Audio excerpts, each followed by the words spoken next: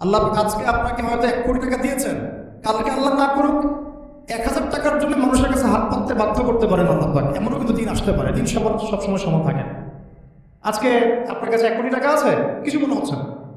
কালকে কে জানে, আল্লাহ না করুক যে 1000 টাকা কারোর কাছে চাইতে হচ্ছে, 1000 টাকার জন্য থেকে গেছে, হতে পারে না?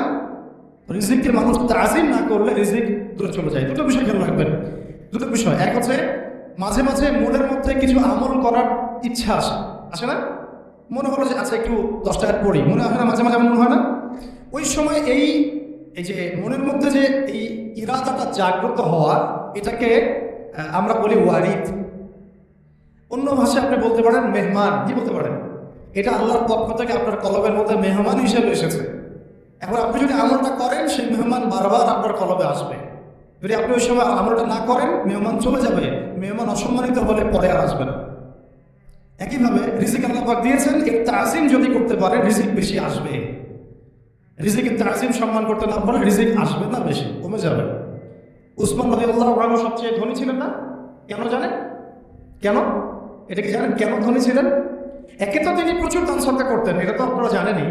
আরেকটা জিনিস অনেকে জানেন, তিনি উটের পিঠে বসেছিলেন, কিছু একটা খাচ্ছিলেন, এই 2-1টা দানা পড়ে গেছে নিচে। উটের পিঠ থেকে নেমেছেন, নেমে সেই দানা উঠিয়েছেন, পরিষ্কার করেছেন, ধুয়েছেন, আবার খেয়েছেন।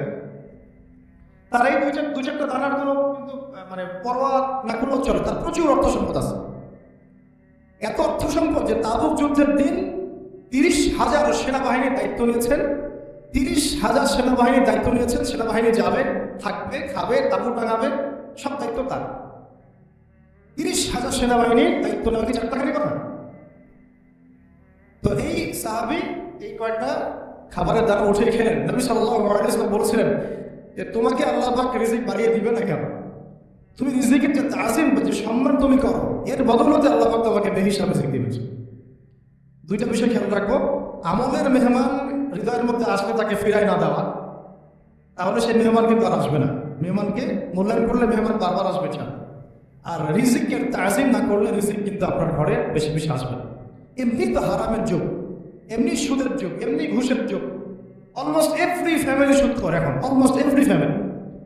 মেয়েরা স্পেশালি যারা শাশুড়ি টাইপের, আপনার মাইন্ড করেন না, তাদের সাইকোলজি যে এতই নিচে নেমে গেছে এখন যে আমার মেয়ে জাহান্নামে যায় যাক, হ্যাঁ আমার মেয়ে জাহান্নামে যায় যাক, সমস্যা নাই, দুনিয়াতে সে যেন ভালো থাকে। এটা কেন বললাম? একটা সুদ করে ঘরে তুলে দিতে সে দ্বিধাবোধ করতেছে না, একটা দুর্নীতির বাজারে ঘরে তুলে দিতে দ্বিধাবোধ করতেছে না, একটা ঘুষ করে ঘরে তুলতে দ্বিধাবোধ করতেছে না, একটা মানে কি বলবো মাদক সেবী, ড্রাগ অ্যাডিক্টেড বা এই যে আর কি বলবো ফাসেক সালেম, এই ধরনের ঘরে উঠাই দিতেও সে দ্বিধাবোধ করছে না। 5তলা বাড়ি চাই আমার মেয়ে 5তলা বাড়ি থেকে সুখে থাকবে। এই যে সুখের ডেফিনেশন এখানে দিয়েছেন আপনারা। এই জন্য কত হাজার হাজার মেয়ের জীবন নষ্ট করে দিয়েছেন আপনারা। আমার কথা মাইন্ড করে না, হাজার হাজার মেয়ের জীবন মায়েরা নষ্ট করে দিয়েছে শুধুমাত্র মেয়েদের দুনিয়াবী সুখ এর সংখ্যাটা বুঝতে ভুল করার কারণে। এর নাম যদি সুখী হইতো তাহলে অমুসলিমরা সুখী না কেন? পশ্চিমারা সুখী না কেন? ওরা আত্মহত্যা করা কেন? এভাবে মেয়েদের জীবন নষ্ট করেছে। অথচ অল্প যদি হালাল রিজিকও হতো, আল্লাহ পাক তাকে বরকত দিতেন, সুখে থাকতেন।